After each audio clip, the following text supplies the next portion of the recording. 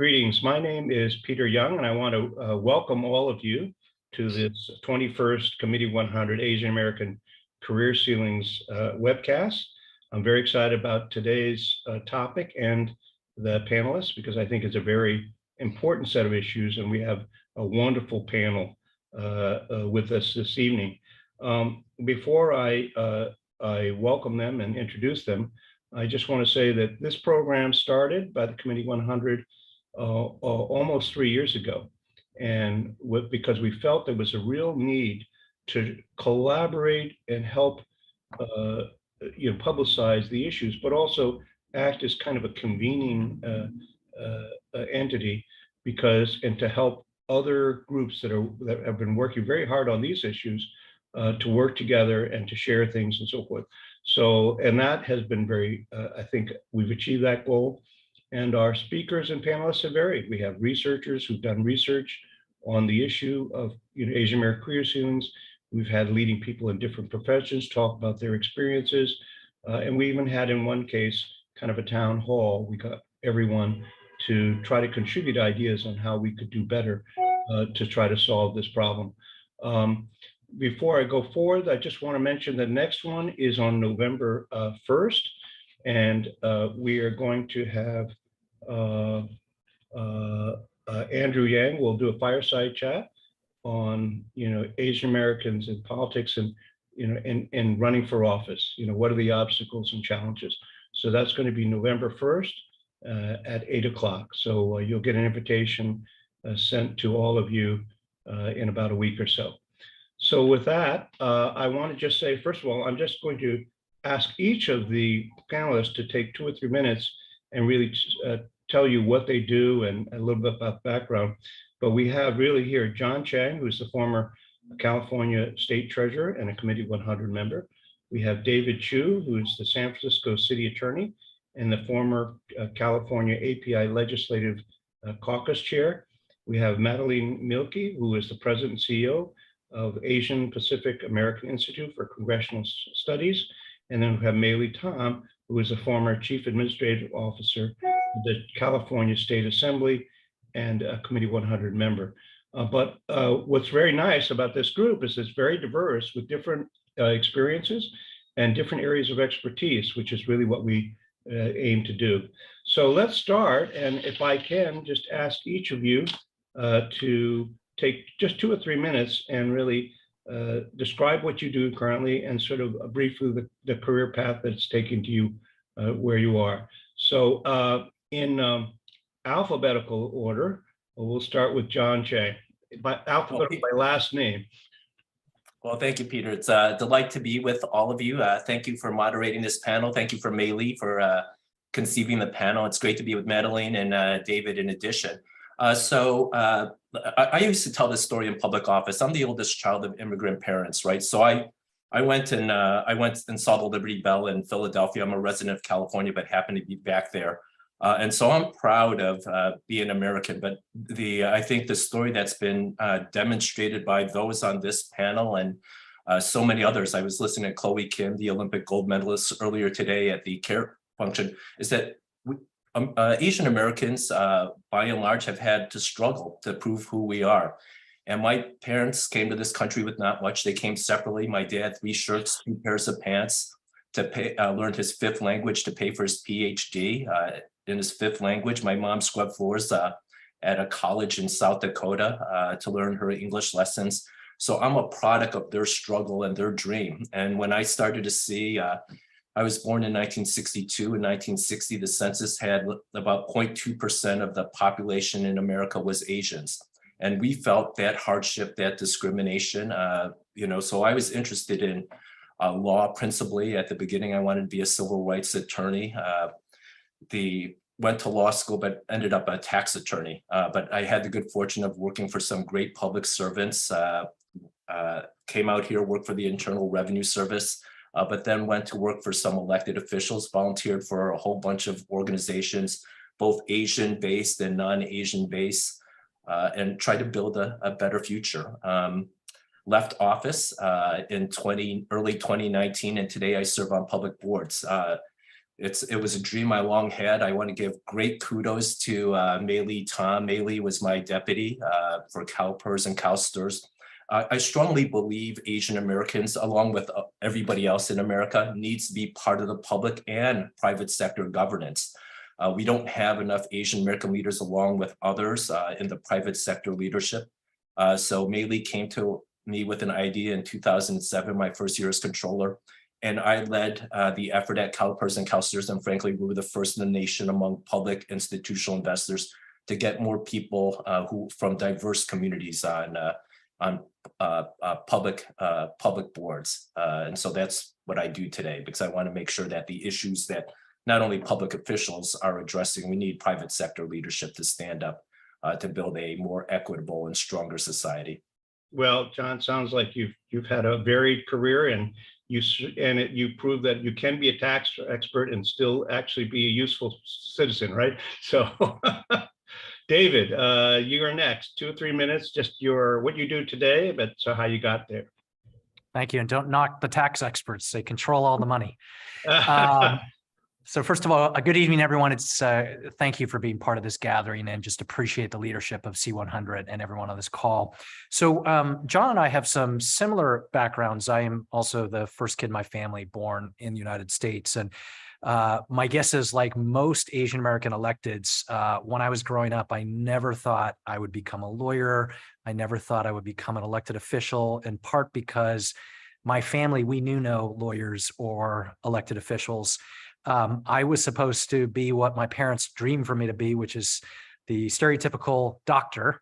Went to college thinking I would do that. And in the middle of my freshman year, there was an anti-Asian hate incident where 8 Asian American students at a nearby university were attacked in the middle of the night by white college football players at their school. And what was horrifying about that experience wasn't just the fact that they were attacked, but that they were never brought to justice. And I was called, along with other Asian American students in the area, to show up and protest. And that was really my first foray into what then became college activism, which then inspired me to study the civil rights movement, which is why I went to law school, why I ended up working for a few years in Washington, D.C. for the Senate Judiciary Committee. But then I moved to San Francisco and never thought I would run for office. Spent time as a criminal prosecutor and a civil rights attorney, spent a decade running a public affairs technology company. When in 2008, a bunch of folks said, hey, San Francisco's Chinatown has never been represented by someone who looks like us, and encouraged me to run. I ran to be the first Asian American to represent the oldest Chinatown in the United States in San Francisco, became the president of the board, then ran for the state legislature for a seat representing Eastern San Francisco, again, never represented by someone from our community. And with the support of Maeley and John and others, we have built in California a pretty decent pipeline of Asian American elected officials. I served for 7 years in the state legislature, most recently as the chair of the API Caucus. And then about a year ago, I became the city attorney of San Francisco, which we have about 300 legal professionals. We manage about 4,000 plus lawsuits a year, have about 100 clients from the mayor and our city council to all of the city agencies and departments that we have. And again, like many of us in Asian American roles, I'm the first person of our heritage sort of in this seat. And looking forward to the conversation we're going to have. But really just appreciate Peter and Maeley for suggesting this, because we have to build pipeline in every city and state in the country. And I'm hoping that this conversation can be part of that growth. And I'm hoping today that, California has been a leader in this area for Asian Americans anyway. So I think out of this session, we're going to say, what are some of the lessons that could be applied throughout the country? And by the way, David, you clearly have the most impressive background, because you have some very impressive books behind you. The rest of us don't have anything other than pictures and flowers. So you're clearly the most serious of the 5 of us. In politics, it's all about appearance, but I can promise you, I haven't read almost any of these. That's all right. But are they real books, or they're fake? They're real. Oh, they're real. But the lawyers don't read these books. They read them online now. Oh, I see. Okay, Madeline, you're next. Thank you, Peter, and thank you, Maeley, for the kind invitation to join everyone today. I'm Madalene Mielke. I'm the president and CEO of APAICS, the Asian Pacific American Institute for Congressional Studies. For those of you who do not know about APAICS, we were founded in 1994 by former Secretary Norman Y. Mineta, along with his colleague, former delegate Bob Underwood. And at the same time, he also founded the Congressional Asian Pacific American Caucus, in which we serve as a function of its foundation.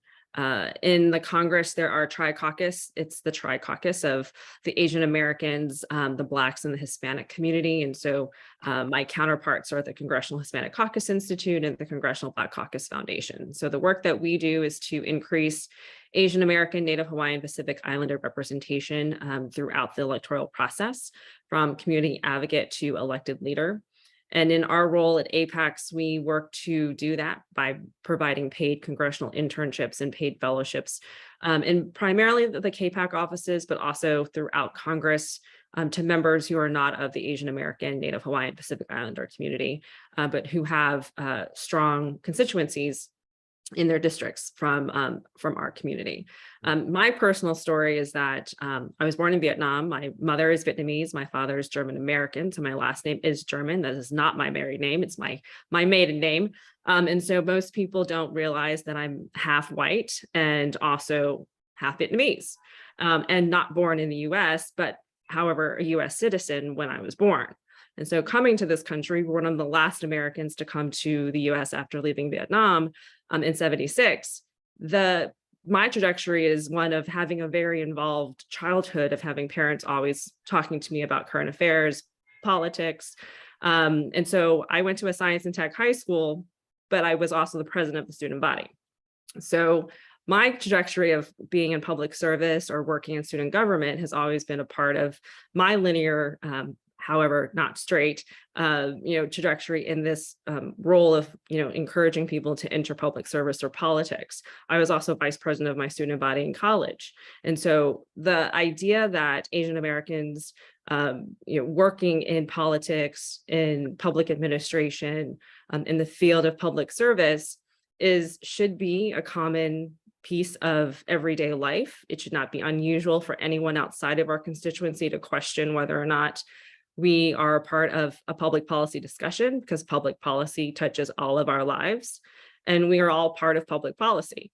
So having a robust public policy conversation involves all of us being active citizens, being a part of boards and commissions is something that former Secretary also Mineta encouraged for all of us, even if you didn't want to run for public office itself, in elected office. So the ability for any Asian American, Native Hawaiian, Pacific Islander to feel that they are empowered to run is really an education of their own vision of leadership and the vision of leadership of everyone else in this country, because it should not be uncommon to see any of us in any sort of public facing role when it comes to discussing public policy that touches all of our lives. Yeah, and we'll talk further about it, but obviously part of it is education, but part of it is there's a tendency of Asian Americans not to want to run for office for a variety of reasons. So we'll touch on that when we get to that topic. Maeley, your background in 2 to 3 minutes. Well, as a senior person among all of these dear friends of mine who are as dedicated to the empower of Asian Pacific Americans, and I'm so glad to have them on this panel with us, and Peter, for you having that concept to have this panel. I'm the 20-year career professional veteran out of the California State Legislature, which really gave me a career that enabled me to ascend into top executive managements over both houses of at the Capitol. And it also gave me the opportunity to use my influence as a political Capitol insider to help my own community, because the small cadre of Asian staffers that we could count on one hand in the Capitol at that time, we were appalled. We were appalled because here we were at the seat of power, and our own community was never mentioned in terms of being a part of the ethnic minority groups. So we used that opportunity to try to help educate, try to engage, try to recruit staff to the Capitol, and even more, try to encourage candidates to run for office, because we saw that we needed Asian faces to create a presence. A way that we were able, and I'm talking about, I give credit to this cadre of staffers that I worked with. I didn't do this alone. A way that we did that is we actually reached out to the different Asian sub-ethnic community groups and told them, we need to combine and work as one. We need to speak with one voice, and thus the creation of the title APIA, Asian Pacific Americans versus Chinese, Japanese, South Asians in their separate groups. So that really helped us. During my time in the legislature, I also had the opportunity to direct the Senate Office of Asian Pacific Affairs, which was created because there were actually years where there was no Asian representation in the state capitol. So this office served as the voice of the APA constituency of California. Once new Asian legislators were elected, then of course we were able to terminate the office, much to my really joy, because we needed legislators there. I graduated into national politics, actually thanks to introduction of Ginger Liu, and subsequently had the opportunity to serve as advisor to about API issues to 3 presidential campaigns, and actually here in California to 4 gubernatorial campaigns. I think that it is so important that we have panels like this, because I find that even after, yes, 50 years in politics, we're still struggling with the same challenges that I was trying to address 50 years ago. And unfortunately, you know, we are still trying to prove we belong here. We're still trying to prove that we are not foreigners. We're still trying to prove that we have the talents and skills to help lead at all levels of the public and private sector, financial institutions. And that's why I believe these panels are so important. And I'm excited to participate with my fellow colleagues to address those issues. Okay. So what we're going to do is there are 3 categories. You know, the overall title is, what can the AAPI community learn from other ethnic communities?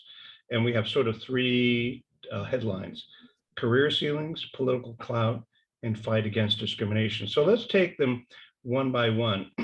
So if we start with the career paths and politics, you know, Asian Americans are underrepresented in a wide variety of political arenas. And although there have been some steps forward, you know, for example, the mayor of Boston is Asian American. It's also true that even if you look at the cabinet or the Senate, Congress, we're just really not well represented in numbers. So really a question to any one of you is, as you look at your own careers, and all of you have been through some version of sort of political careers, what do you, when you reflect on the successes and failures of the careers of Asian Americans in the political arena, how serious do you think this career ceilings issue is?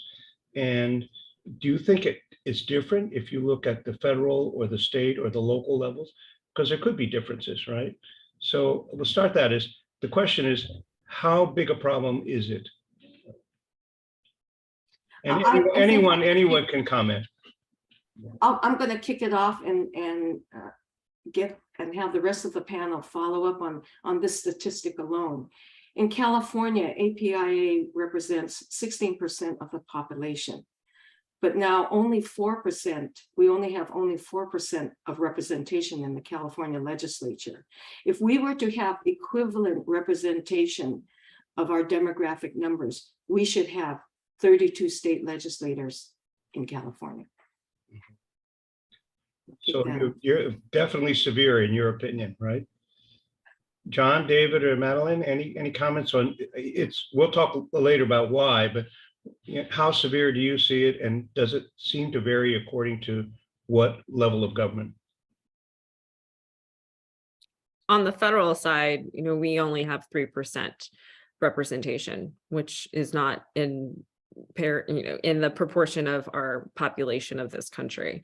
So but we also have a record number of Asian Americans elected to Congress this year at 21, which is the highest number we've ever had in the Congress. And so each Congress has had an increase in the size of the number of Asian American, Native Hawaiian, Pacific Islander electeds.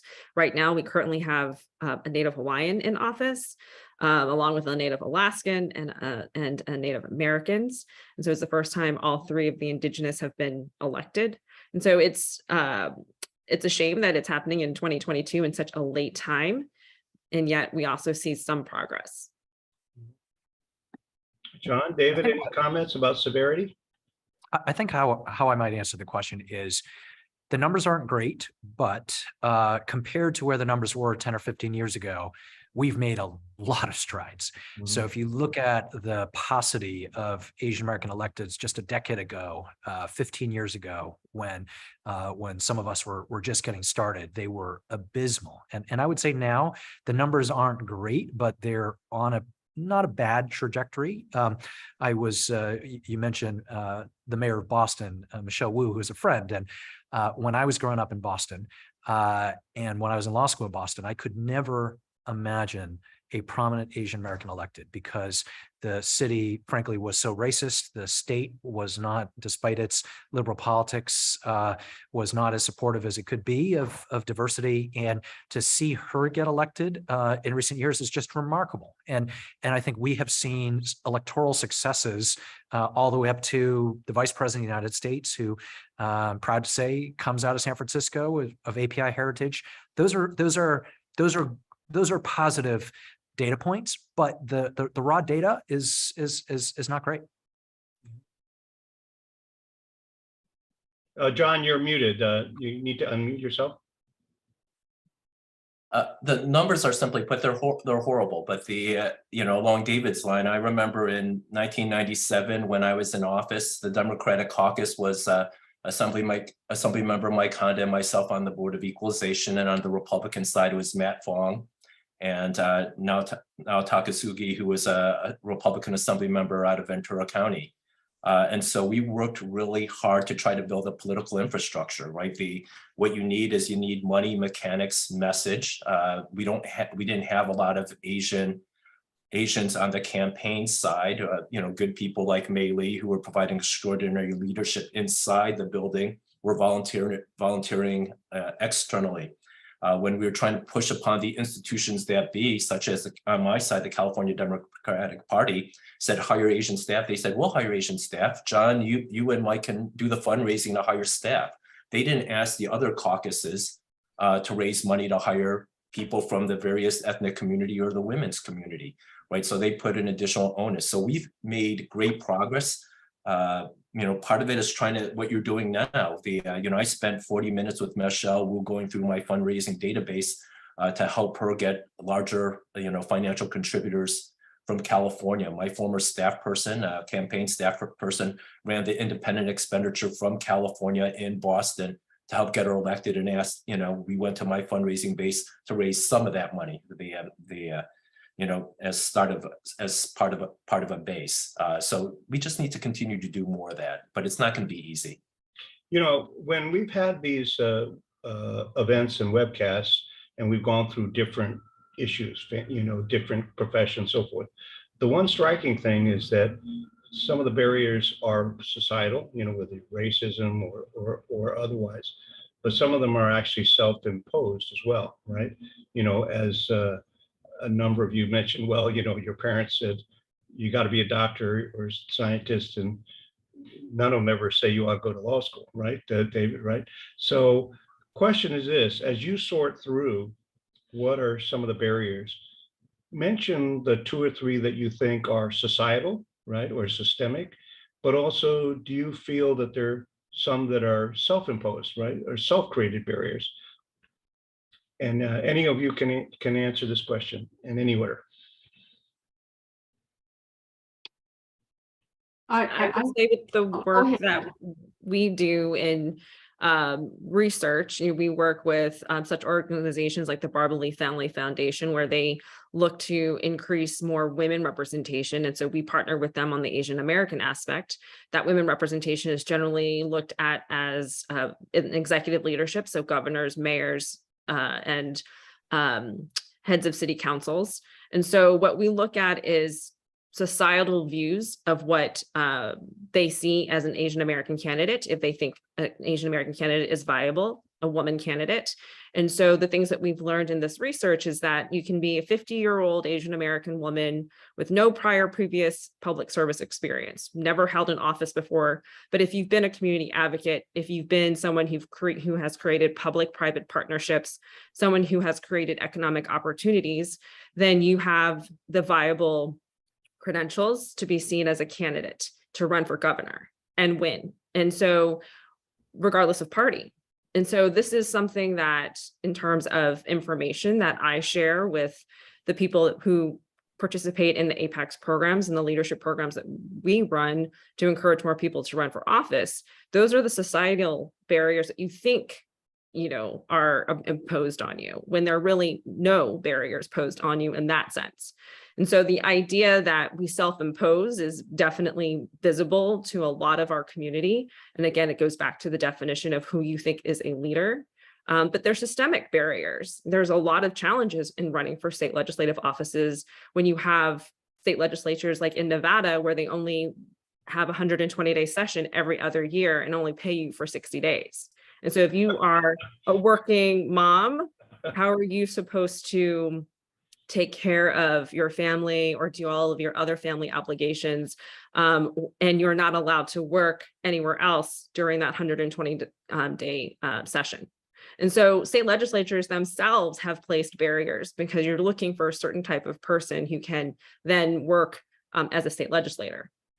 So there's systemic barriers placed upon institutions, plus the actual, needs that you have to have when you run for office. Yeah, and let's face it, generation by generation, also there are differences, and certainly my parents, their generation, they just the general feeling was politics was not a good thing, right? And so my sisters and I, we would secretly run for for student offices, and then declare a fait accompli, and then hope that they wouldn't get too mad. But I think each generation has also been different. But it is probably true that there's been somewhat of a negative bias in older generations communicated to their kids about whether politics is a great place to be. Anyone else on this thing about what the barriers are, either self-imposed or systemic or societal? John, when I was going out trying to recruit candidates to run for office, I found 3 factors that made Asian candidates hesitant to run. One, we have the syndrome of losing face, that our parents teach us, whatever you do, don't embarrass the family and don't lose face. And when you run for office, there's a 50-50 chance that you're going to win or lose. And a lot of the candidates, that's a risk-taking factor. Are you going to win or are you going to lose? And sometimes to lose in our culture is losing face. Mm-hmm. And I found that impacted a lot of candidates' attitudes. Secondly, I found that you hit the point. It's not the most prestigious profession where you're encouraged to go into politics. John has a funny story about here he's state treasurer, but his brother's a doctor. So his brother gets introduced before John gets introduced as state treasurer because his mom is so happy his brother's a doctor. But if they only knew that he knew taxes, they would have changed. Right, totally. Right? I mean, they're so prestigious. So the lack of prestige of going into politics. And third, I will tell you, it's very hard for Asian candidates to want to have to ask people for money, yes. Especially if they think that there's a chance they're going to lose. And now they've asked friends and families to invest in them. There's a lot of that I think is within their culture to make them hesitant to run. So maybe how do those are three very interesting points. And what do we need to do to change that perception? Because those are really, they sound right, but also they're serious, self-created, obstacles to being successful politically.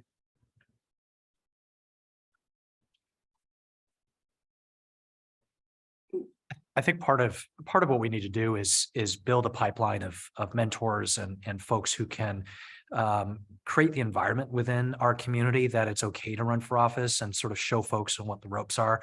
I have to credit Maeley Tom who's referred to in our state as the Asian American godmother of our political community, because she really led the way for so many of us and trained so many folks to sort of move forward. I would also, though, add, and we haven't talked about an obvious issue that is not within our control, which are stereotypes, racial stereotypes. And the fact is, people look at our faces and they don't necessarily assume that we are leaders. People look at our faces, see foreigner, don't necessarily see executive, don't necessarily see speech maker, boss, decision maker sitting at the table. And those are things that are outside of our control. But what is within our control is to figure out sort of a structure and a pipeline. I was also going to mention one self-inflicted wound is our community doesn't always coalesce easily. And, I can certainly tell you in San Francisco, for years, it's been difficult to elect Asian Americans because we have so many factions, whether it be factions of API ethnicities or political ideology or the challenges of sort of pulling together a joint agenda. That has often made it hard to move things forward. But I do want to answer, directly your question about how do we overcome some of this stuff around how do you raise money and how do you get the next generation of Asian kids to think about public office and public service. And a lot of that has to do with role models and there being folks in front of you who've done it before, who can turn around and say, I've raised money. It's not terrible. Here's how you do it. Because, like John, I'm sure we all had to kind of carve out our own fundraising network. And one of the things that I've been talking about with my fellow API electeds around the country is we've all created our own Asian donor networks. And we're always trying to build the wheel from scratch. And we've got to be smarter about how we share our networks and be able to support each other. So let me address a few of those issues. If you want to change future generations, you need people to start winning, right? My 7-year-old godson, wants to be an elected official because he used to see me on stage. And so despite, his tender age, he thought it was different that an Asian American could hold public office. In regards to the comments that David made, I just want to underscore the validity of those. So for instance, Jerry Brown came into office for his 3rd term and his polling numbers were really high after a year because if you looked at the electorate, they thought, he was doing, his strongest quality was providing financial leadership. When they polled that for me, right, my numbers on financial matters were off the charts. But then they also, when we did polling among different groups, I had established that I was a Californian, I was an American. Right. It was until we started polling some of the different ethnicities, some of the other communities were sensitive. Was an Asian American sensitive to immigration issues, right? And not until they heard in debates that my parents were immigrants and the struggle did the numbers start to turn. So you have to do that extra step to explain who you are, that you have the sensitivities, proclivities, and beliefs and value set of Americans. So that's the additional challenge. And then David pointed out the fundraising. I give huge kudos to Judy Chiu. Judy Chiu and I opened our fundraising bases, right? If you look at Mike Fong's base, if you look at a lot, Evan Lowe's Southern California base, right? Those are people that we built over a 30-year period of time in relationships. Some of those contributors, one of my 5 largest contributors didn't contribute to me for 15 years. I worked on that person for 15 years and then became a larger contributor, right? That group is a larger contributor to other Democratic candidates today. So that's something that we're going to have, we just have to keep building that foundation. And then, we're talking about this generation. I see Lily Chen as this Zoom, right? Lily was the first Chinese American female, a fellow Committee of 100 member, right? So she was doing this, way before I did. So she had to face that hostility, and so I just wanted to highlight Lily Lee Chen and her accomplishments in the history of Chinese Americans ascending and making contributions in the public sector. By the way, she's in the audience, so she's hearing what you have to say. By the way, John, it's interesting to all of you. We've had now this is the 21st webcast, and two of the previous ones, we had Gary Locke talk about his career and first, running for governor and so forth. We had Alan Fong, who was the mayor of Cranston, Rhode Island. We had William Tong, they were together. But the one thing that all three of them said, and this is a very interesting point relevant to, John, what you were saying, which was they realized that they were never going to win by saying, vote for me because I'm Asian American. All of them said, vote for me because the things I care about and the things I represent and that you care about are the same, and family, I want to have a good, and it was very interesting. And so actually, all of them said that. They said that because they said, unless you're in Hawaii where, 40% of the population is Asian American, you're not going to win by saying, you're Asian American, vote for me. So that was an interesting, point. The other, David, you made a good point about this issue of Asian Americans not really coalescing as a group, right? And so I think one question I have for you is comparing, and obviously if you compare it to the Jewish American community, the Latinos, the African Americans, at least my perception is that they're more cohesive and they do better as a group, right? In terms of coalescing and promoting, their political causes and their political clout. Would anyone like to comment? And actually, the nice thing about this group is all four of you have different connections to those different ethnic groups in different ways. So you can comment, from your knowledge. Anyone like to comment? Yeah, let me respond with 2 points. The first point, Peter, you said earlier on what other groups do that we don't do. What we can do better than others, and I thought we had a massive missed opportunity with all the hate crime against Asians, and then some of our larger contributors, prominent individuals from the business community, from the entertainment community. What people really haven't done very well is the data analytics and communication studies. What moves Americans to be sensitive about the discrimination against Asians, right? And then what specific message for specific communities actually work. So we were throwing money, and like any other community, you have factions, people are protecting their territories, protecting those programs. One of the things that we could have done far more effectively is bring everybody together and let's say, hey, let's agree to this. Let's look at specific messages. What works, down in the South amongst, a certain demographic? What works? A lot of those commercials I was watching, they were moving to me, right? I would shed a tear, but then you could tell that message was directed to an Asian. It's like, you already won me over, right? I dedicated my career to try to fight against this discrimination. What I'm concerned about is what about my former best friend from junior high school who's a racist against, we're no longer friends, right? After high school reunions, but because his attitudes toward Latinos and Blacks, right, no longer acceptable. What do we do to try to fashion change, and how do we do that most effectively? So that's one of the opportunities I think that we should think about going forward. Any other panelists on other ethnic groups? What are they doing that we're not doing, and what can we learn from them? When I was in the legislature, there were very few role models. I want to give a shout out to Lily Lee Chen. I'm glad she's here because when we started, she was there for us. I only wish she was in the legislature, because if we needed help or we needed access and influence to community groups, Lily was there. And so she was a role model as a local elected official, and shout out to Lily. My mentors in the Capitol were not Asians because there were hardly any Asian role models there. So I became very close to the Blacks, to African Americans, and to Latinos.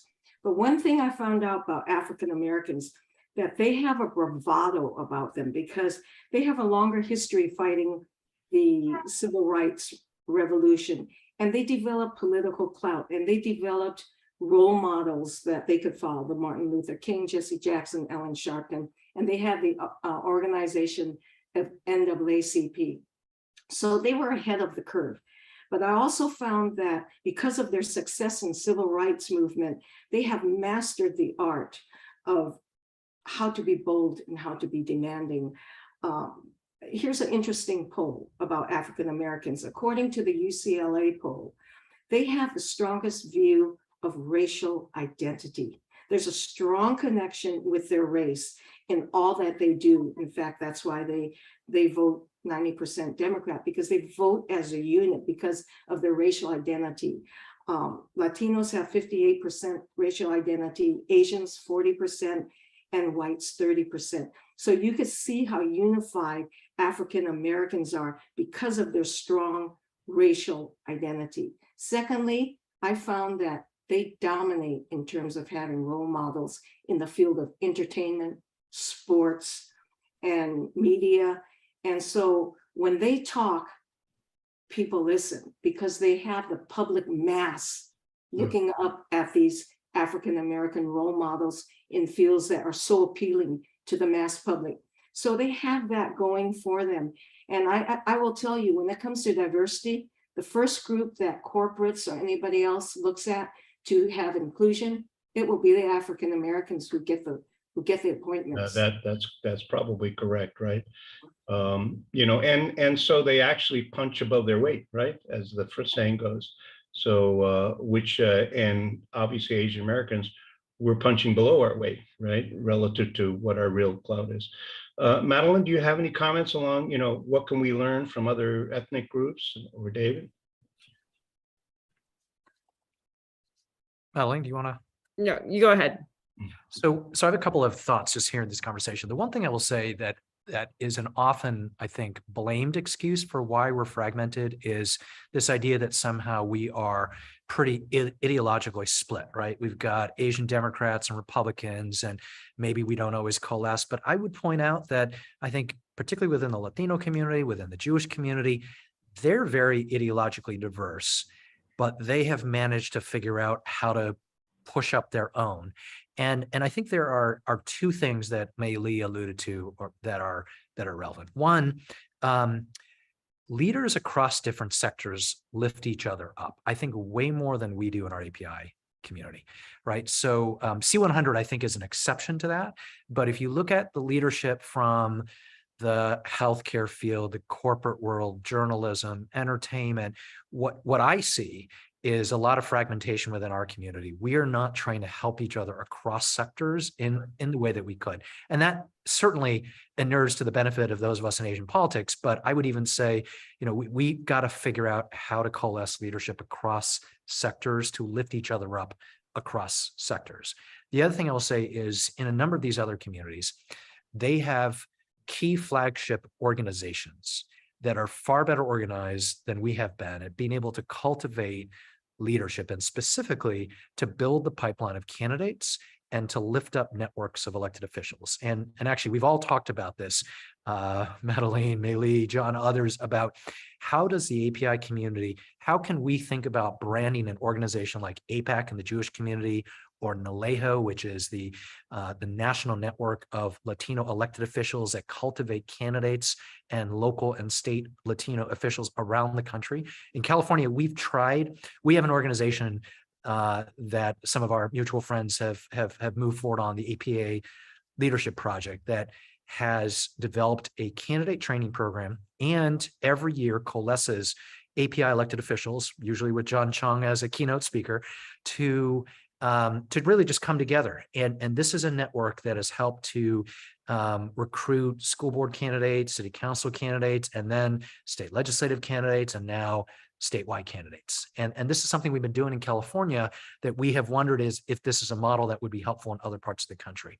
We've seen it work in other communities. We haven't yet done it in ours. And that's something I really, if there's one thing that those of you who are listening take away, I hope that we can all work together across the country to think about coming together in that way. Yeah. And, David, You're absolutely right about this fragmentation. It's noticeable, no matter what topic you talk about among Asian Americans. And the program that I'm running on, Committee 100 Asian American Career Ceilings, we've tried, right, to reach out. In fact, we aggressively recruit heads of all these different organizations, whether it's Ascend or LEAP or so forth, to be speakers and be involved with these things. And we're just going to keep at it until everybody really actually enjoys chatting with each other. But I think we need that across the board and also in the political arena, right, in order for us to, close the gap relative to how the other ethnic groups do, right? Any other comments before we go on to the next? So I would say here with APAICS, we have long worked in recruitment of talent because we have a pipeline of fellows, interns who've gone through the congressional programs who then stay on to continue as staff. We have 75% retention rate of people who continue in public service. Fellows who go back home to their home states have gone on to run for office.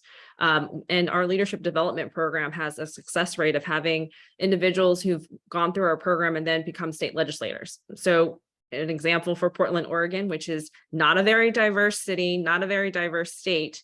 It has a growing AAPI population. They're going to have 5 Vietnamese Americans in the state legislature after this election. We take credit on some part in helping to provide them with what I like to say, demystifying the process and making government more accessible.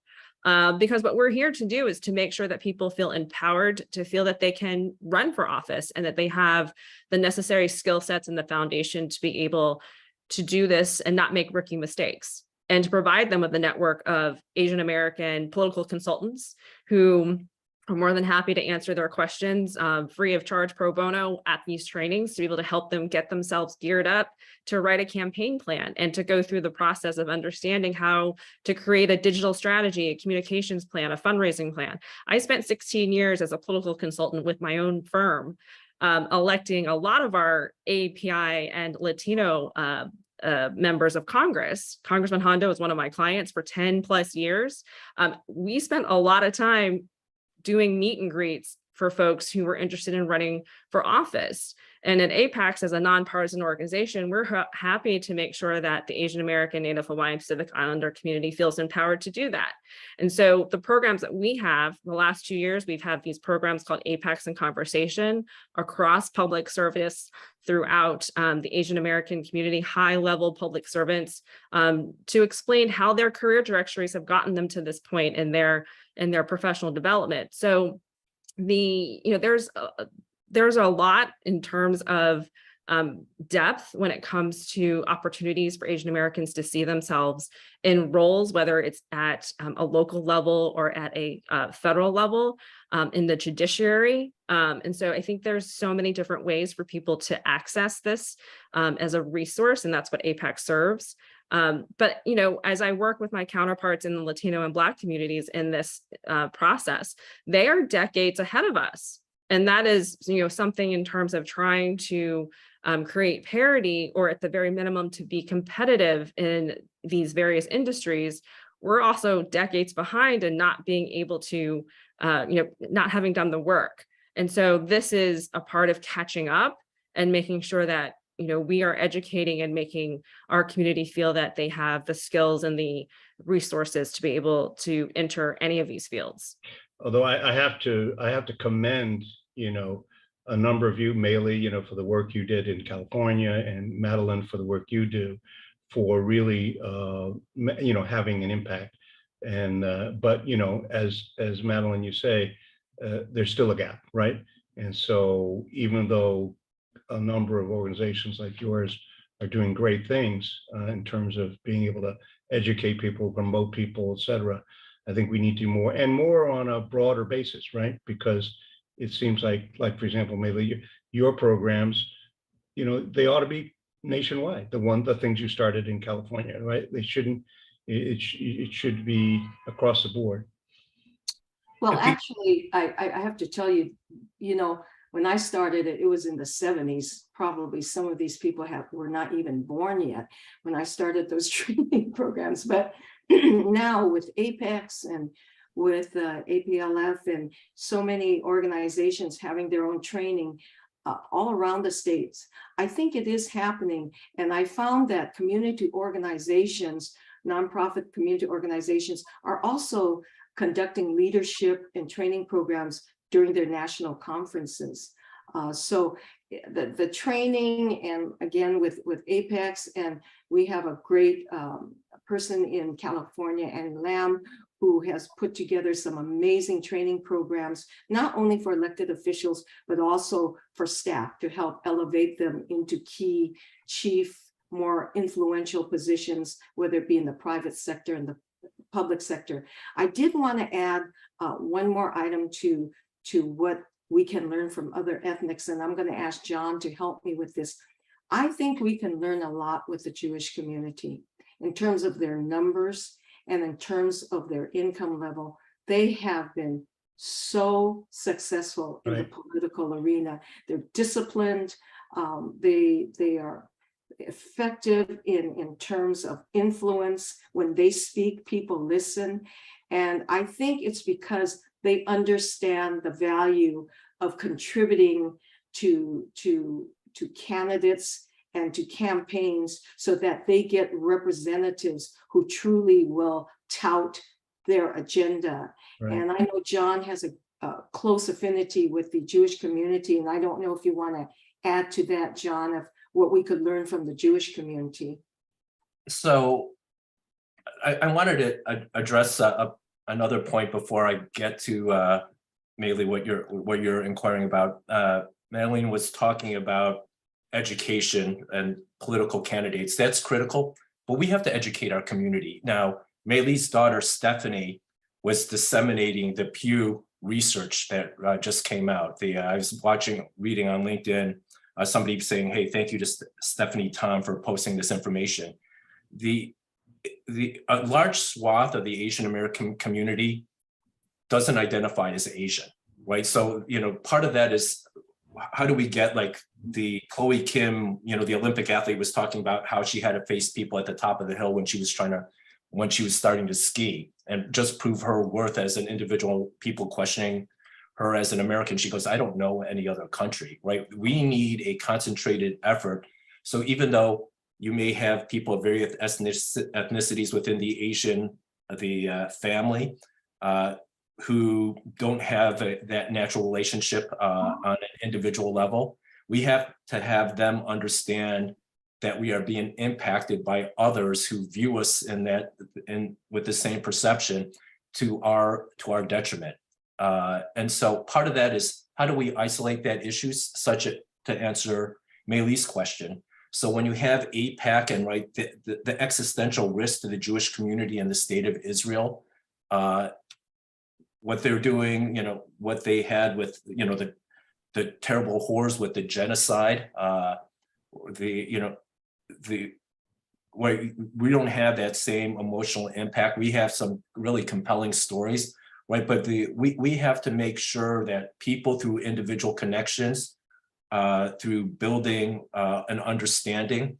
I have a friend, the father of 4 of my 9 godchildren, who's been asked to work on an Asian American cable channel programming, right? So one of the things that we're trying to figure out now is, how do you capture the Asian American experience, right? Is this simply straight great content like, Squid Games, of what a lot of the Koreans are doing with their programming?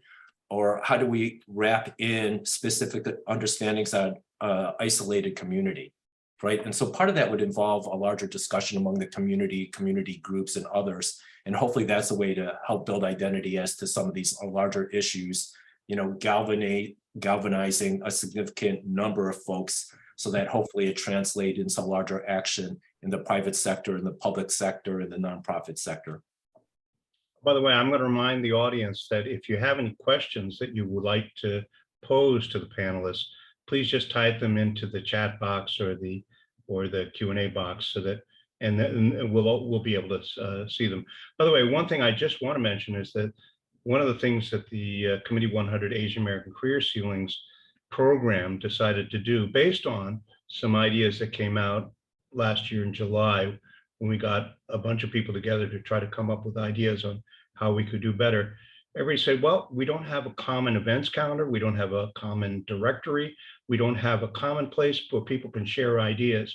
So what we've done, and what I'm going to do is, for everyone who's attended and the panelists, I'll send you the link to a social media information sharing site that was created that we created, which is based on a Discord, social media technology, and it has an events calendar and a shared events calendar. It has directory of about 60 organizations that are focused somehow related to the Asian American feelings. But then there are various discussion groups, and you can post articles that you think people are interested in, and they have different categories, including this political category where there are discussion groups. So I'd encourage all of you to at least take a look. And it came out of beta 2 or 3 months ago, and we have active things going on. We even have a job posting segment where you can post jobs, and people have been vigorously posting jobs.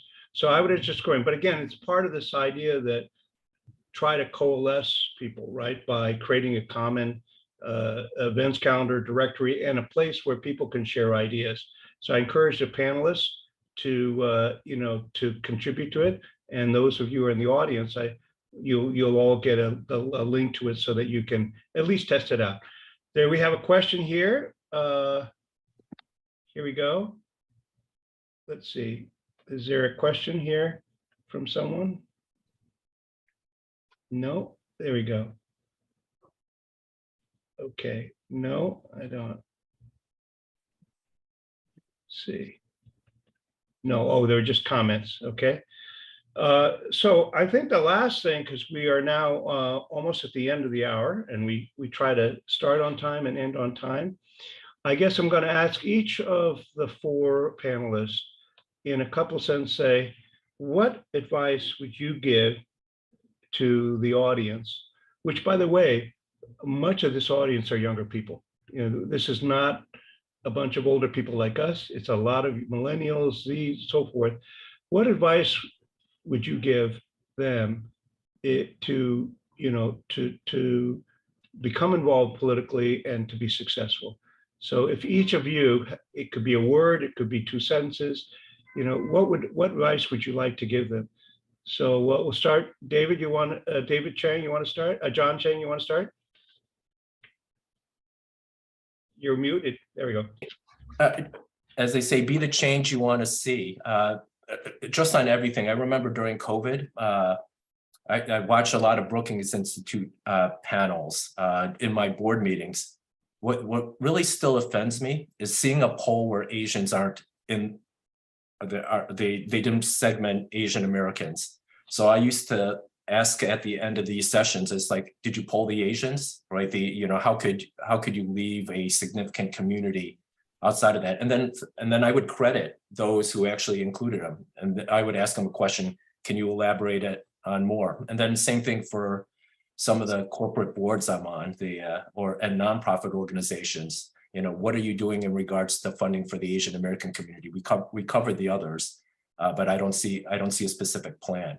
And so the plan's the first step, but you need, right? This happens a lot in government and business. You have a plan if government takes any action, but there's no specific projects, and then there's no execution. And so, right, the Asians aren't even included in the planning stages. So, right, planning would be great, but project and execution are critical for the future for Asian Americans' inclusiveness in the American democracy. Good advice. David, your advice to these aspiring political leaders in the audience? I think I would, going on a variation of what John just said, think about what role you want to play in our movement. There are many roles. There's certainly a role for folks, and I would encourage any of you who are interested in running for office.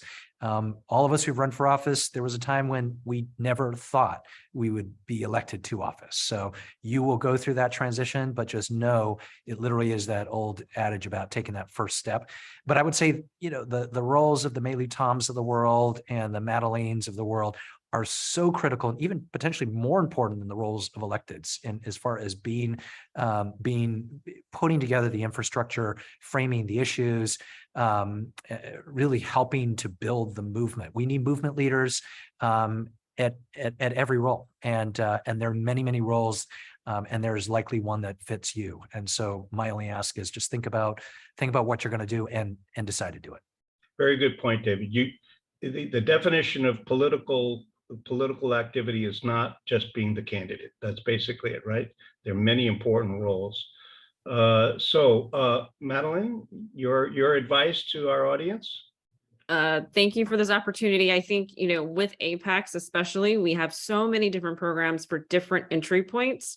High school students, so we run a high school program to help our youth better understand how public policy works. We bring them to DC.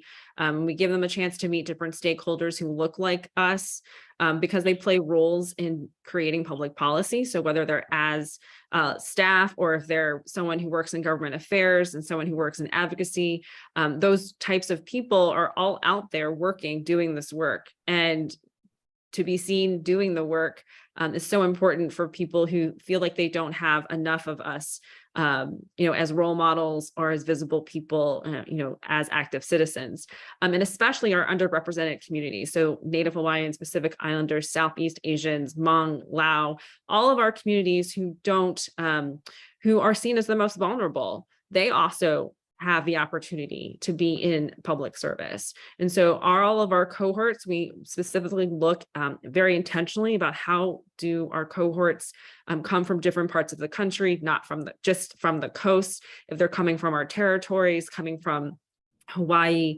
the Midwest, the South, that is all important to us because Asian Americans are everywhere. And so to be able to have diverse cohorts is important to us. And so we have different entry points through all of our programs. So many of our programs are meant to be accessible for those who are at a socioeconomic status that doesn't afford them that opportunity. We pay for our congressional interns housing. So when you come to DC to run through an 8 to 10 week program into DC, and we know how expensive housing can be, we pay for that. So we don't want economic barriers to be the challenges to which our community cannot participate. And so we do the work to be able to provide those resources. So when people think of them to apply to our programs. So your advice is become aware of and get involved with your programs of your organization. And by the way, Madeline, I absolutely expect you to post events and opportunities on the Discord site. And if you don't, I'm going to come after you, right? Please send me the link. My communications team will be more than happy. Yeah, and have them post every week, have them post whatever new events or opportunities there are. Believe me, it'll be welcome. And so Maeley, as is appropriate, you're going to have the last word. I get to close. I have two examples here of role models who did what I am going to say should be done. You have to be very clear why you are running. And John, I am so in awe of John Chiang because when he decided to run for governor, he had a safe state treasurer seat to stay in. But he was tired of seeing Asian Americans just seated at the table. John's vision when he ran for governor, that it was time for Asian candidates to be at the head of the table. So he had a clear vision of what he wanted to do. David Chiu had a clear vision what he wanted to do as state legislature. He learned and understood the state process, but what he wanted to do is to go back to San Francisco and represent San Francisco. These are clear visions of these two role models of how they pursued their career and why they are so respected. And I just consider them among two of our top role models. Secondly, do not allow yourself to be limited to be defined as an Asian American candidate. You're running because you're the best candidate for that position. You're the best representative for that district or for whatever responsibility or for whatever goal of the office you're running for. So don't let people define you and don't let people limit you.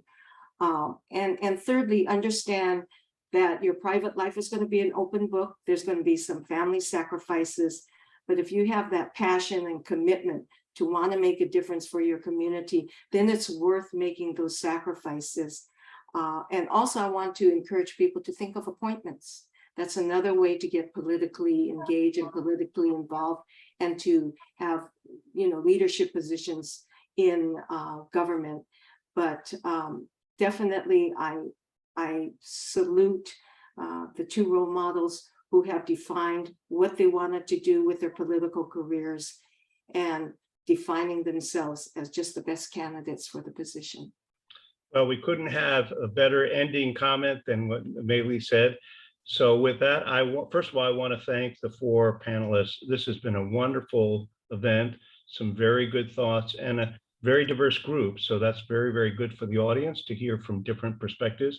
I want to thank the audience for attending, and just want to remind you that if you want to binge watch this, we're recording it. If you want to play it over and over again, I know John, because you have 8, godchildren, you're going to make it required watching. You're going to tell them you got to, 9. Oh, okay, 9. There's probably another story as to how the hell you end up with 9 godchildren, but we'll save that for another time. But we'll send, once the video has been, uploaded, so forth, we'll let everyone who registered and everyone who attended know where the link is. And the last is, please save the date for November 1 at 8 o'clock for the fireside chat with Andrew Yang, who will really talk about, the challenges and opportunities for Asian Americans running for office. So thank you all. And again, thank you so much for the 4 of you. You did a terrific job. Thank you, Peter. Thank you for being a moderator. Thanks, guys.